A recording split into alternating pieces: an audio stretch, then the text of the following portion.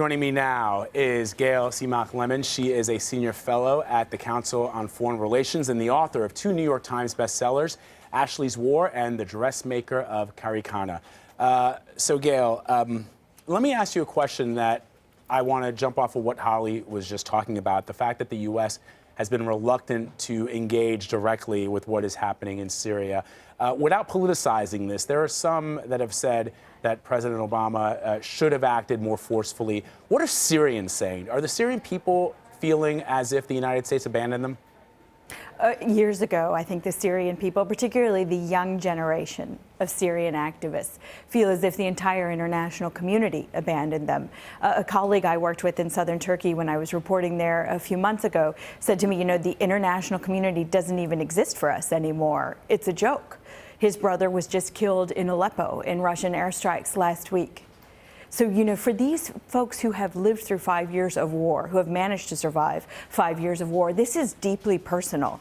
And for the Obama administration, you know, this is an administration that feels like it was elected to end wars in the Middle East, not to start them. And the ghost of Iraq hangs over every decision this administration has made about involvement and, I think in this case, more importantly, non-intervention inside Syria. And I wonder if this isn't getting too much in the weeds, Gayle, but isn't there a sense from ISIS that what they are hoping to do, and we haven't talked about ISIS and Palmyra, but I'm talking about the larger issue in Syria and, of course, in Iraq, is to draw the United States into a direct war, boots on the ground, against the Islamic State, which is part of what they want to see happen for various religious reasons?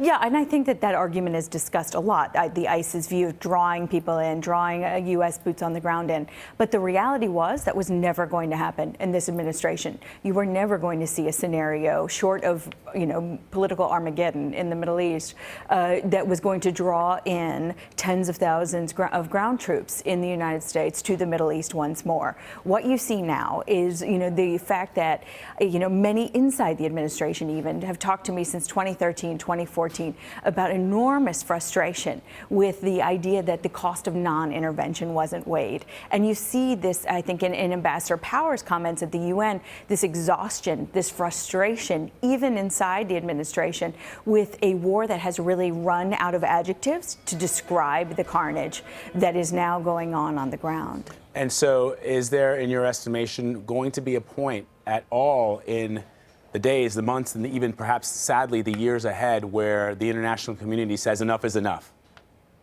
No, I don't see it coming anytime soon. I think what we see now is that you have a casserole of international forces, a hodgepodge of languages being spoken on the front lines of this war: Russian, Urdu, Arabic, Farsi, of, you know, the international players who have come in to fight Syria as a proxy war and to basically, you know, pin down mothers and fathers and kids who are paying the price for this war that we see now going into yet another year fairly soon, that shows no end in sight, because even with the regime taking Aleppo, there are still many parts of the country that they do not control, and there's still the anti-ISIS fight, which we haven't even yet tackled amid all the other horrors, and the campaign for Raqqa, which is going to come fairly soon. And, you know, Gayle, I don't know if you've seen this, but people have started to say on social media, this is the first time in modern history that genocide is being documented in real time on Twitter. I mean, we are hearing from people